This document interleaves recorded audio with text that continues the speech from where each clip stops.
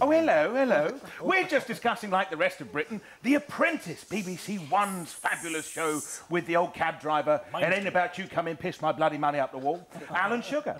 And we, as you know, picked a couple of runners and riders a couple of weeks ago, and we thought we'd see how we do. We've picked some crackers, haven't we? Not least of all you, Mark. We'll come to you in a second. Yeah. But Christoph, your one's got some legs on her, hasn't she? I think she might be a stayer. She certainly has, but I missed a week, but I caught up last week, and all I could see was she was canoodling with the army bloke. When I think he's this bloke here, you know, there's just a little bit of a and let's move forward. She kept saying, "Let's move forward." Oh, we look forward to seeing that. Maybe. Is she? Yeah, I think so. Dirty Paul Callahan, that is. And old Katie there's 31 playing around with a 27-year-old. Good girl. Good girl, She's got a smile on her face. Yeah, good. Now, Kate, oh God, we really couldn't talk us your through. old Jadine Johnson. Jadine Johnson. Yeah, she's I knew she was going to be feisty, but I just wasn't quite sure how much. It's that, but she was a project manager as well for the boys' team in the first week, and literally kind of ate them all alive. I think she's scary monsters. Is she going to last? Is she going to last? I think she's going to piss, as Mr. Sugar was saying. Your card's marked, who he said to pretty much everybody. Your card's marked. Your card is marked. Your card's marked. So, yeah, I think she's kind of thin ice, but I think she's got a bit more in her yet. Well, she's feisty, but there's an old expression we used to have in our family, which was thick as pig shit.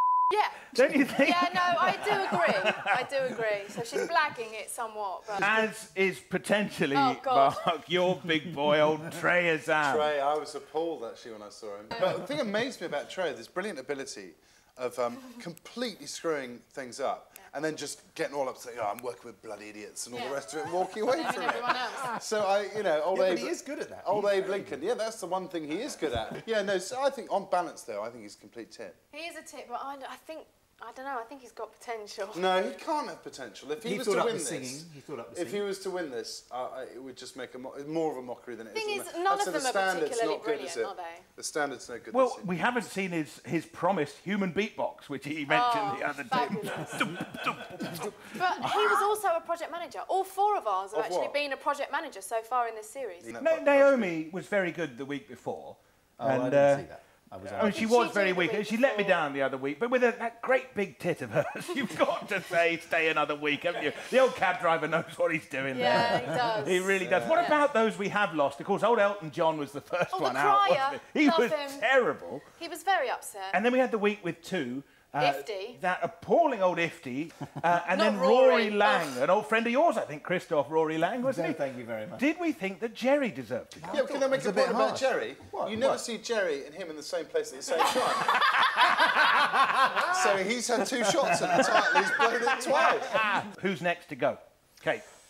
For the girls, next to go is probably Giselle in the corner, although Sir Alan calls her Gazelle. The quiet achiever. Yeah, she's not strong enough for it. She's going to break any minute. And you, Christoph? Well, I think as we're not into office romance, I think the lieutenant has to go. You're just jealous, aren't you? Yeah, You're jealous. I want to separate the two of them. I don't want them canoodling again in another Risking your chances. Mark? I honestly don't care. I don't think any of them. I really think it's dreadful. If you wanted me to pick one, I'd say that. Because purely glasses do not give you a brain, and she's been told by her mates, go and buy this particular dark rim glass before you go on the show because they make you look intelligent. They don't. They make you look even thicker because you've obviously been told to buy them. So I've got the right hump about this. You have. She's lost 6 stone in Weight Watchers. The monkeys lost her mind. Right, any of them, I don't care. I put my stake in the ground. This week, I think that Dr. Sophie Kane should go, the one who messed up all the milk. She annoys the living daylights out of me. Yeah, she's annoying. And I will put my hat in the ring for a winner at this stage, aside from the ones we picked, obviously. I don't know whether Naomi's got the legs for it. She's only got the chest for it. It's Christina Grimes for me, the old Sarah Beanie lookalike. Yeah. I think she's very strong contender. She was quite level-headed where all about her were losing theirs, I suppose. Didn't like Jadine. Well, who does? Christoph, a winner? I'm sticking with my first punter. Yeah, I think he's got one. She's there. Katie. Mark? Trey, all the way, man. Go on. Maybe. Who knows? Who knows? We'll be keeping our eyes peeled on the old cab driver and his friends and see what they come up with. We'll be back with a couple more predictions very, very soon, but enjoy The Apprentice, and we'll see you later. It ain't about you. Come and piss my bloody money on the wall.